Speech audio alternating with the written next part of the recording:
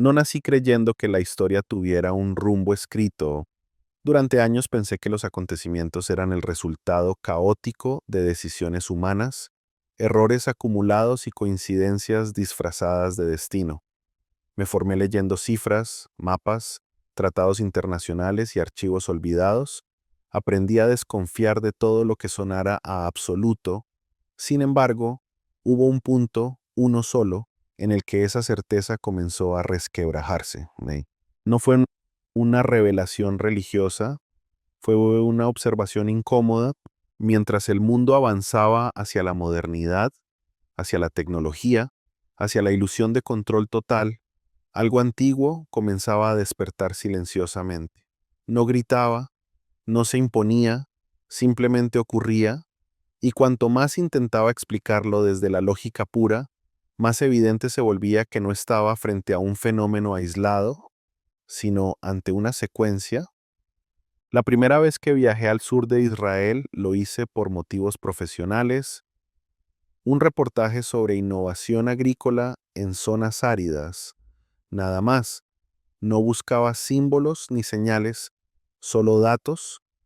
El desierto del Negev se extendía ante mí como una superficie que desafiaba toda expectativa. Durante siglos había sido sinónimo de esterilidad, abandono, límite. Los viejos registros fotográficos lo mostraban como una herida abierta en la tierra. Y, sin embargo, frente a mis ojos, aquello ya no coincidía con la memoria histórica. Vi campos verdes donde antes solo había polvo, vi sistemas de riego donde antes no había esperanza, vi comunidades estables donde antes no había futuro. Los ingenieros hablaban de ósmosis inversa, de sensores, de eficiencia hídrica. Todo era técnicamente impecable, pero había algo que ningún gráfico explicaba del todo: el hecho de que esa transformación no era solo funcional, sino persistente. El desierto no había sido vencido, había sido domado con paciencia, generación tras generación, como si alguien hubiera esperado el momento exacto para que la tierra respondiera.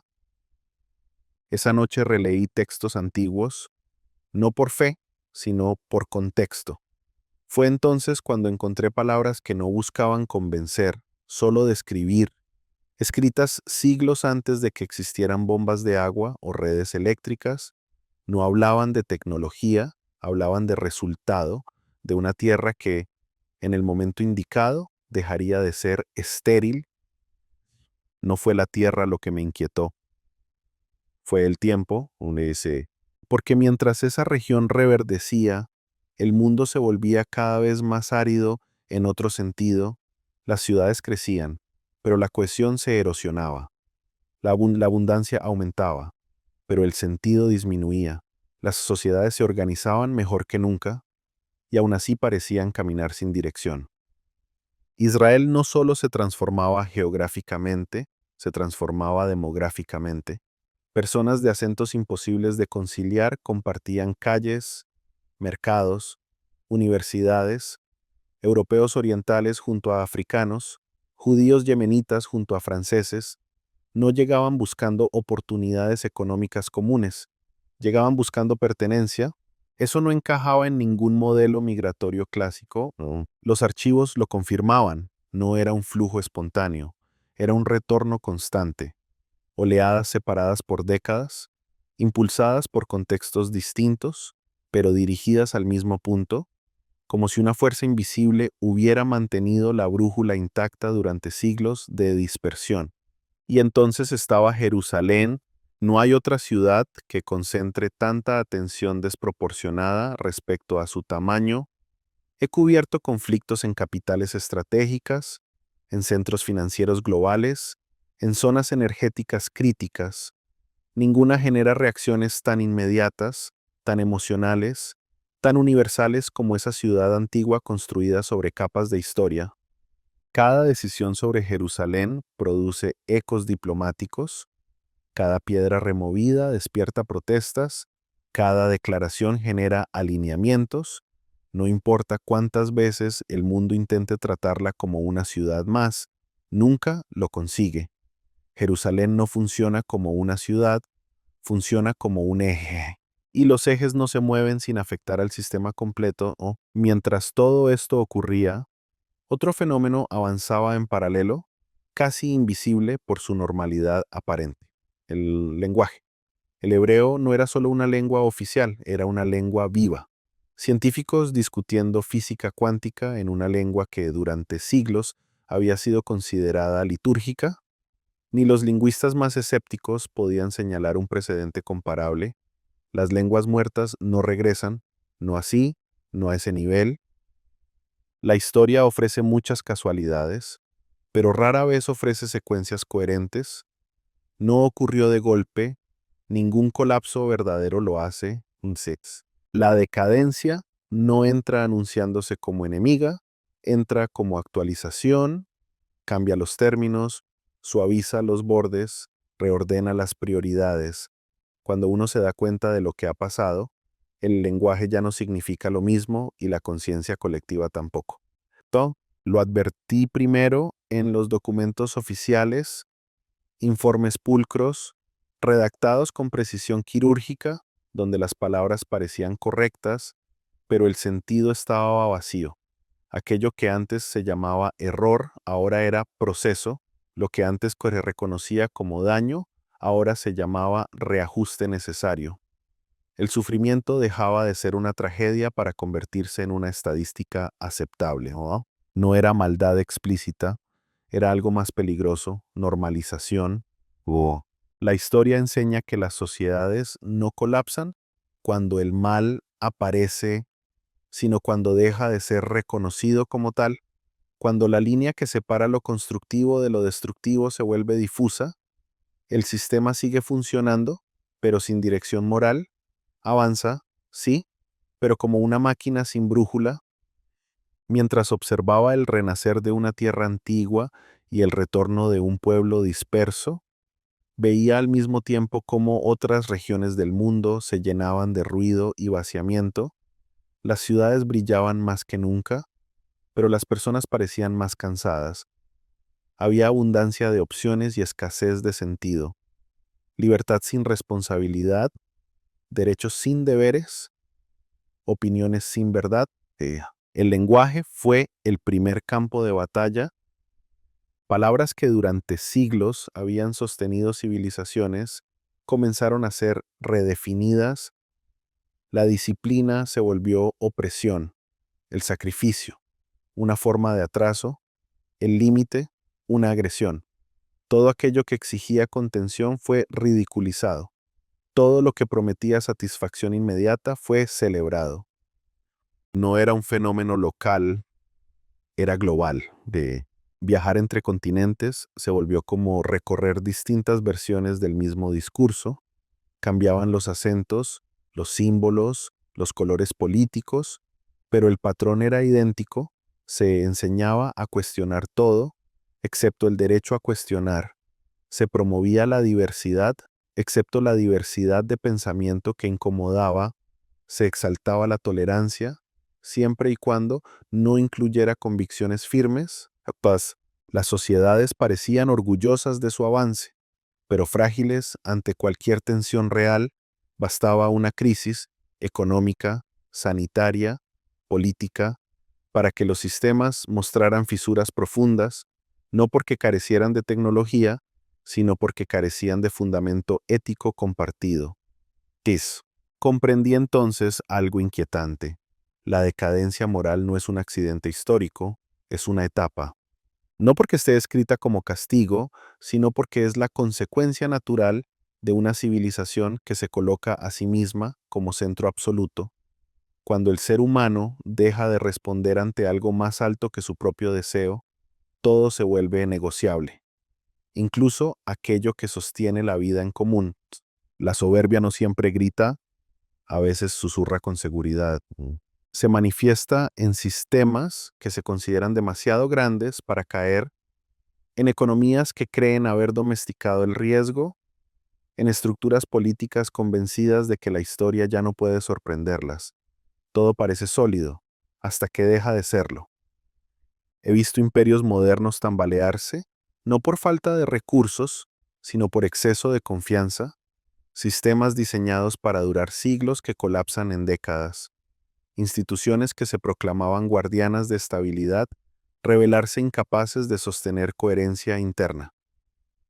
No es que el progreso sea el problema es el progreso sin humildad, ¿no? Cuando la humanidad confunde capacidad con omnipotencia, empieza a construir sobre arena.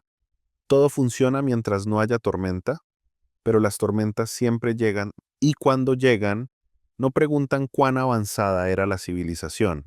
En este contexto, Jerusalén seguía allí, inmóvil y tensa, como una aguja marcando una presión constante. Cada vez que el mundo entraba en crisis, la atención volvía, inevitablemente, a ese punto. No porque ofreciera soluciones técnicas, sino porque concentraba significados que el mundo moderno no sabía cómo procesar.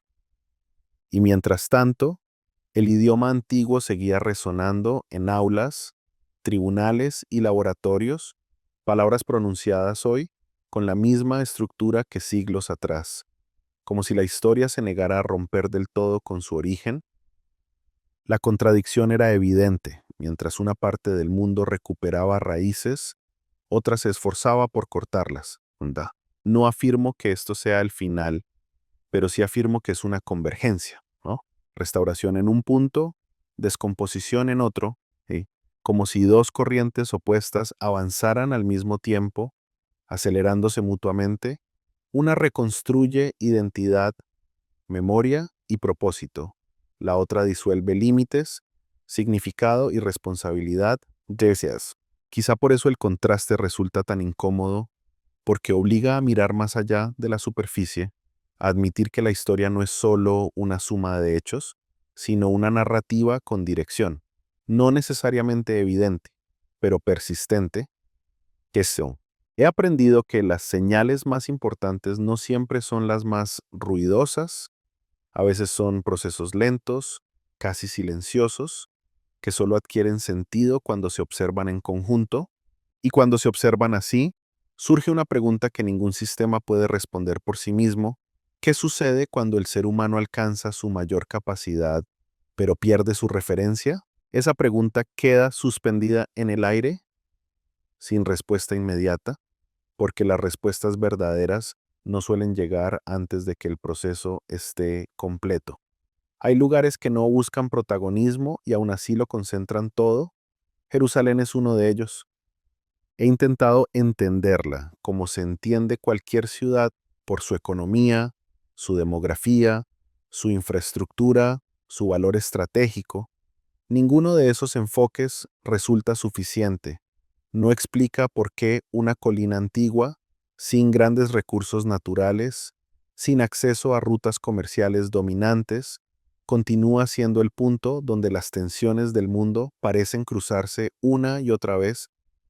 He estado en capitales donde se decide el destino financiero del planeta.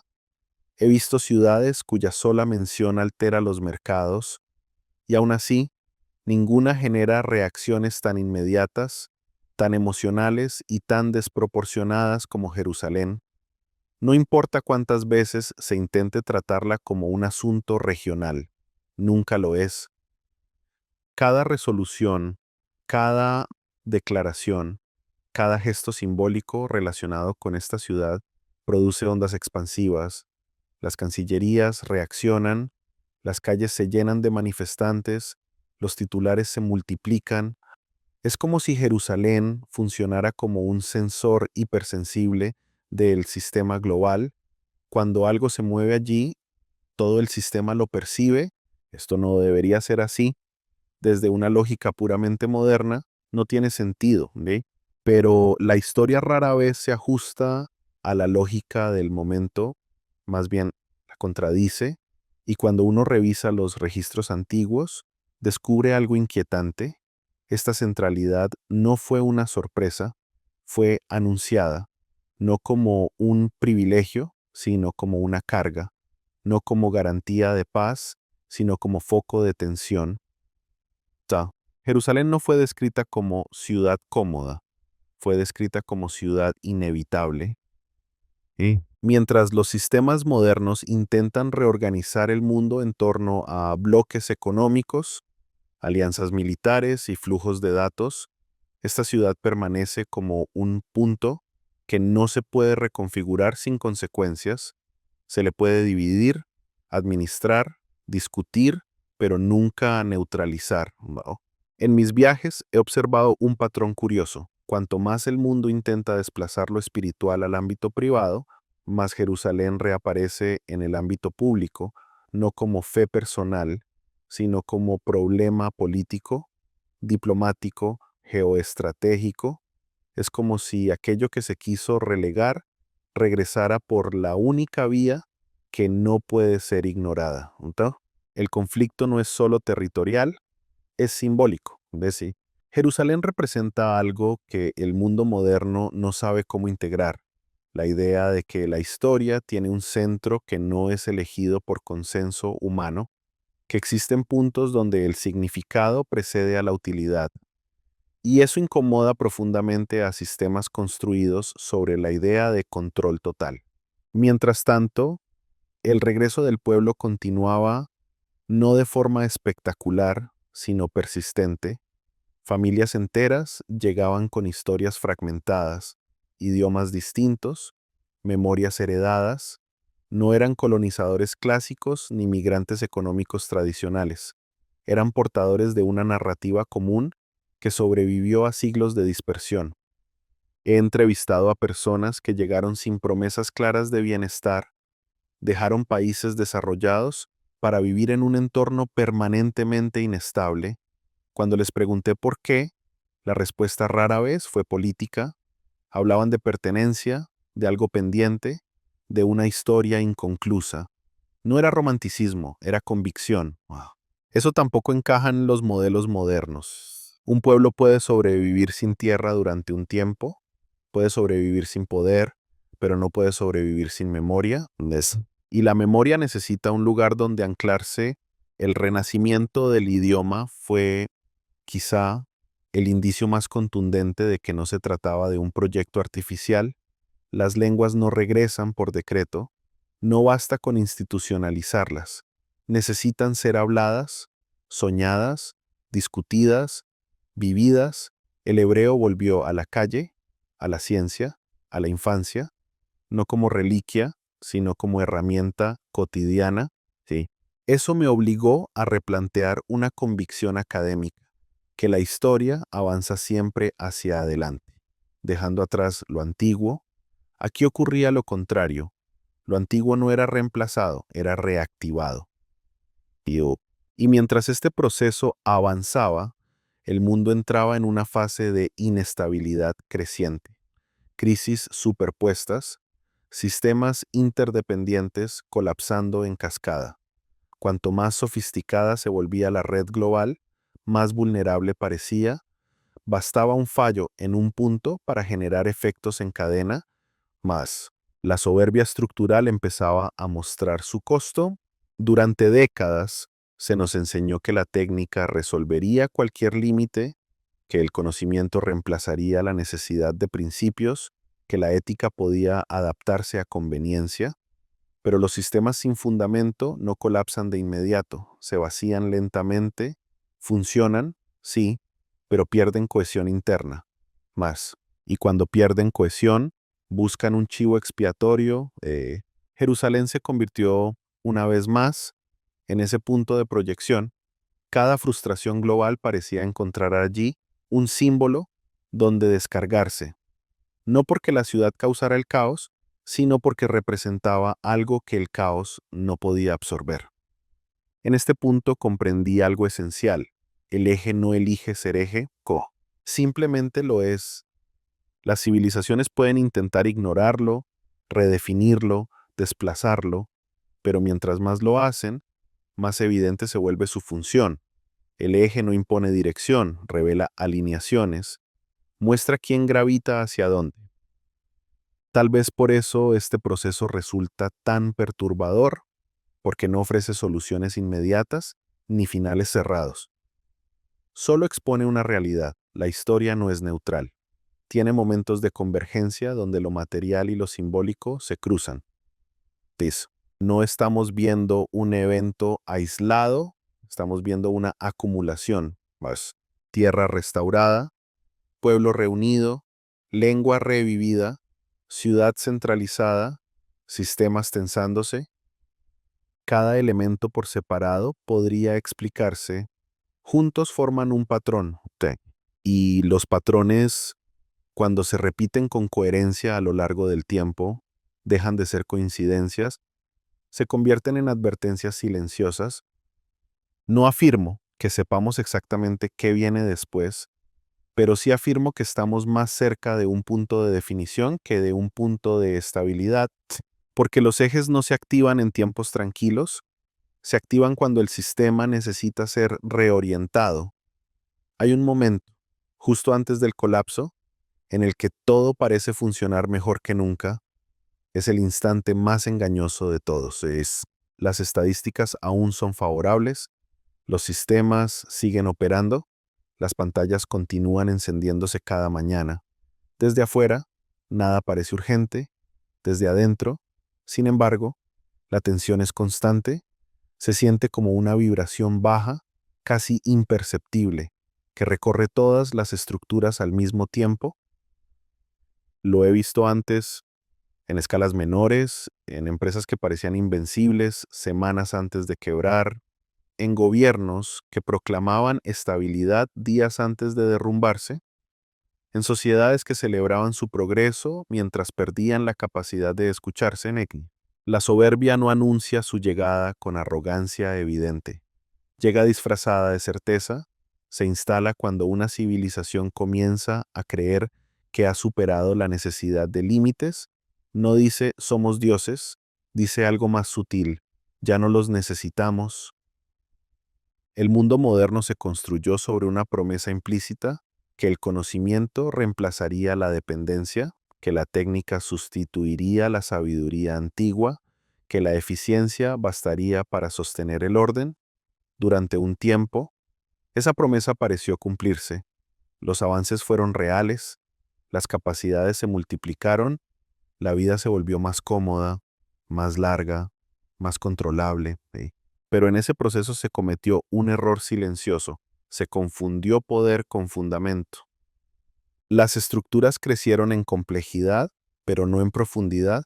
Los sistemas se volvieron interdependientes, pero no resilientes. Cada solución generaba nuevas capas de dependencia. Cada avance añadía una fragilidad invisible. Cuanto más perfecto parecía el engranaje, más vulnerable se volvía a una falla mínima. Y cuando alguien señalaba esa fragilidad, era acusado de pesimismo, de atraso, de no comprender el nuevo mundo. Así funciona la soberbia estructural, no permite advertencias. En este clima, la ética dejó de ser un marco y se convirtió en una variable ajustable. Lo correcto ya no era lo que sostenía la vida en común, sino lo que garantizaba continuidad del sistema. Si algo funcionaba, se justificaba. Si generaba resultados, se legitimaba. La pregunta ¿de deberíamos? Fue reemplazada por podemos y conviene. Las consecuencias no se manifestaron de inmediato. Al principio, solo aparecieron grietas, desconfianza creciente, polarización extrema, incapacidad de consenso. Las sociedades comenzaron a fragmentarse en relatos incompatibles. Cada grupo construyó su propia versión de la realidad, impermeable a cualquier corrección externa. La verdad dejó de ser un punto de encuentro, se volvió un campo de batalla. Mientras tanto, los sistemas seguían proclamando estabilidad, nuevas regulaciones, nuevas plataformas, nuevas narrativas prometían solucionar el caos que ellas mismas habían ayudado a crear. Era una carrera constante por tapar síntomas sin tocar causas. En este escenario, el contraste con lo que ocurría en Israel se volvía cada vez más marcado, no porque allí no hubiera conflictos, los había y muchos, sino porque el proceso seguía una lógica distinta. No era expansión ilimitada, era retorno, no era disolución de identidad, era reconstrucción. No era reinvención arbitraria, era recuperación de algo antiguo adaptado al presente. No idealizo ese proceso, está lleno de tensiones, errores y contradicciones, pero tiene algo que el mundo global estaba perdiendo rápidamente, un eje de referencia, algo que no se negocia cada generación, algo que no depende del consenso del momento, y eso incomoda. Las civilizaciones en su fase de soberbia no toleran recordatorios de límite, reaccionan con burla, con hostilidad o con indiferencia calculada, pero el recordatorio persiste, no porque quiera imponerse, sino porque existe. Isaías, cuyo nombre aparecía una y otra vez en mis lecturas, no describió el colapso como un rayo repentino, lo describió como un desenlace lógico. Cuando todo se eleva sin raíz, la caída no es castigo, es consecuencia. No ocurre porque alguien la provoque, sino porque el peso acumulado supera la capacidad de sostén. Las ciudades fortificadas, las torres elevadas, los sistemas seguros, todo aquello en lo que el ser humano deposita su confianza absoluta termina revelando su límite, no porque sea malo en sí mismo, sino porque fue cargado con una responsabilidad que no puede sostener. En los últimos años he visto cómo esta tensión se acelera. Crisis que antes habrían sido locales, ahora se propagan globalmente en cuestión de horas. Un fallo financiero en un punto afecta cadenas enteras. Una decisión política mal calculada genera reacciones en continentes lejanos. La interconexión, celebrada como triunfo, se convierte en multiplicador de fragilidad y aún así, la narrativa dominante insiste en que todo está bajo control. Es la calma antes de la redefinición. No todos lo perciben, pero muchos lo sienten. Una sensación difusa de que algo esencial se ha perdido, de que, a pesar de todas las opciones disponibles, falta dirección, de que el progreso sin sentido no satisface, solo distrae eso. En este punto, las sociedades suelen reaccionar de dos maneras: o se aferran con más fuerza a la soberbia, o buscan un ancla. La historia muestra que ambas reacciones pueden coexistir durante un tiempo, generando una tensión creciente. Jerusalén, nuevamente, se convierte en espejo de esa tensión, no como solución, sino como señal. Cada intento de resolver el caos global sin abordar la raíz espiritual termina chocando con ese punto fijo que recuerda que no todo puede ser reordenado a voluntad. La soberbia estructural odia los puntos fijos porque revelan límites. No sé cuándo ocurrirá el punto de quiebre definitivo. Nadie que haya estudiado seriamente la historia puede afirmarlo con precisión, pero sí sé reconocer los patrones que preceden a los grandes cambios, y estos patrones están presentes: exaltación humana, fragilidad sistémica, pérdida de criterio moral, retorno de lo antiguo, convergencia simbólica. Nada de esto garantiza un desenlace inmediato, pero sí indica que el periodo de ilusión de control está llegando a su límite. Sí, antes de cada redefinición histórica, hay una fase en la que todo parece exageradamente seguro. Es en ese momento cuando menos se escucha a quienes advierten, y es precisamente entonces cuando la advertencia resulta más necesaria. Aunque no escribo estas líneas como profecía personal, las escribo como testigo, porque la historia no se repite de forma idéntica, pero rima, y cuando las rimas se vuelven demasiado claras, ignorarlas no las hace desaparecer. O sea, el mundo no se dirige hacia el caos por falta de capacidad, se dirige hacia él por exceso de confianza en sí mismo.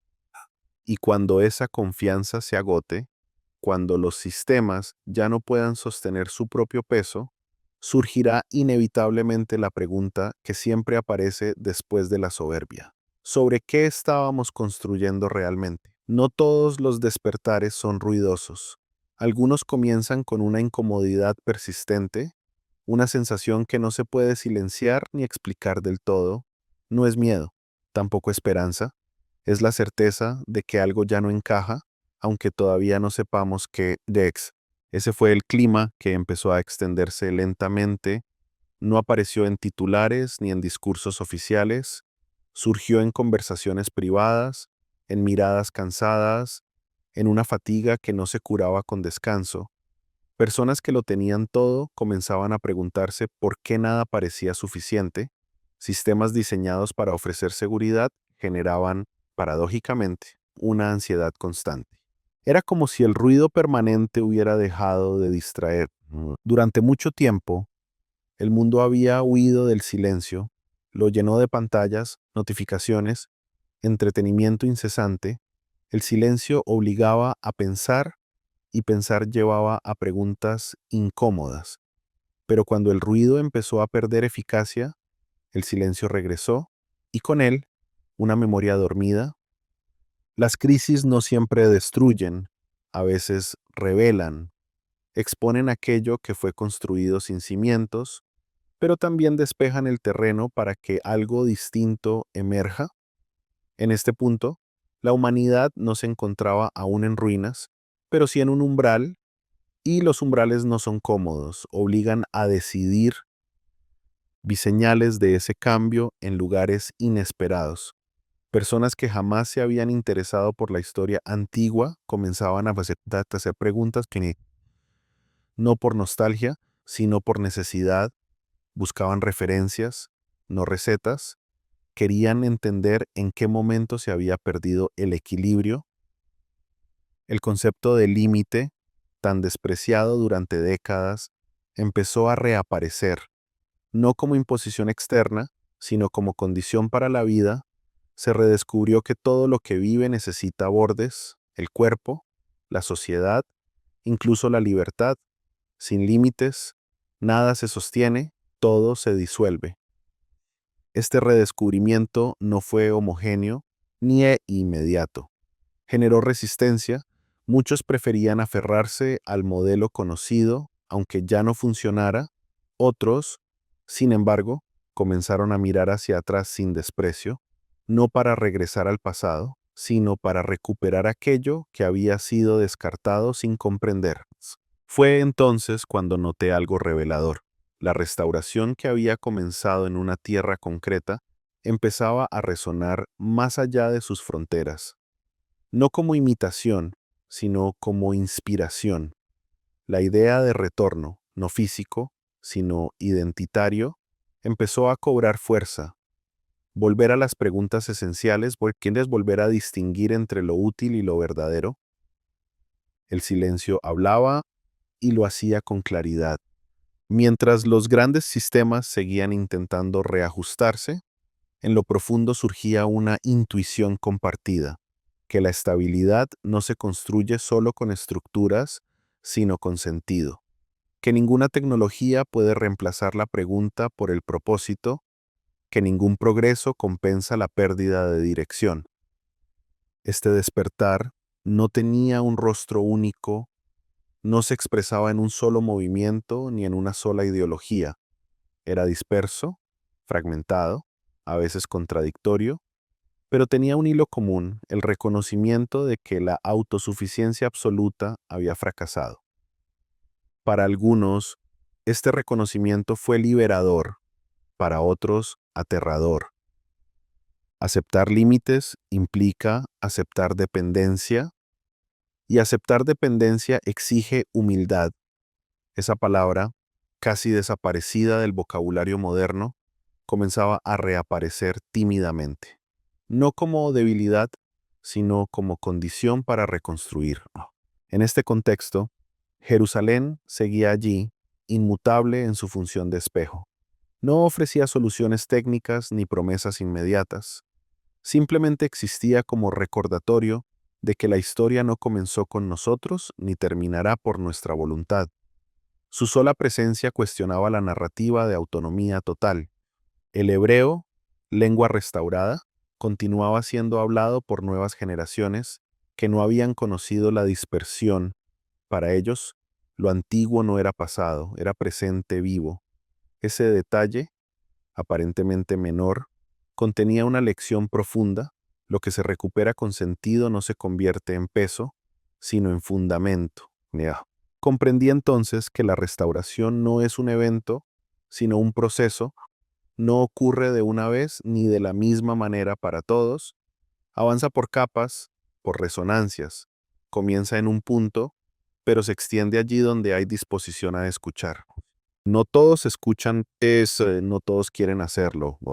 Algunos sistemas reaccionaron endureciéndose, aumentaron el control, multiplicaron las normas, reforzaron la vigilancia, intentaron compensar la pérdida de sentido con más estructura, pero la estructura sin significado se vuelve opresiva y la opresión genera, tarde o temprano, rechazo. Entonces, otros comenzaron a experimentar algo distinto, una apertura cautelosa, la disposición a reconocer que quizá no todo estaba bajo control, que tal vez el progreso necesitaba reconciliarse con algo más antiguo que él mismo. Este momento no es espectacular, no hay trompetas ni finales visibles, es un tiempo de tensión silenciosa, de decisiones internas, de redefiniciones que no siempre se anuncian, pero que preparan el terreno para cambios mayores. La historia muestra que los grandes giros no comienzan cuando todo colapsa, sino cuando una minoría empieza a ver con claridad, cuando se atreve a nombrar lo que otros prefieren ignorar, cuando acepta que reconstruir implica renunciar a ciertas ilusiones. No sé hacia dónde se inclinará el equilibrio global. Sería arrogante afirmarlo, pero sí sé que estamos en una etapa en la que las preguntas correctas importan más que las respuestas rápidas y que las civilizaciones que sobreviven no son las más poderosas, sino las que saben volver a sus fundamentos cuando todo tiembla. El silencio sigue hablando y cada vez más personas comienzan a escucharlo, porque hay un punto en el que el ruido ya no protege y en ese punto solo queda la verdad, desnuda y persistente, esperando ser reconocida, tierra que responde, pueblo que regresa, lengua que revive, ciudad que atrae la atención del mundo y, al mismo tiempo, un orden moral global que se descompone, palabras que pierden significado, valores invertidos, sistemas sofisticados, pero frágiles. Nunca habíamos sabido tanto y, sin embargo, nunca habíamos estado tan confundidos respecto a lo esencial. No escribo esto para convencer, lo escribo porque ignorarlo sería intelectualmente deshonesto. Quizá no estamos presenciando el final de la historia, pero sin duda estamos presenciando algo que fue anunciado como proceso. Y la pregunta ya no es si estos hechos existen, la pregunta es qué significan y qué sigue después. Pues, pues, pues, pues.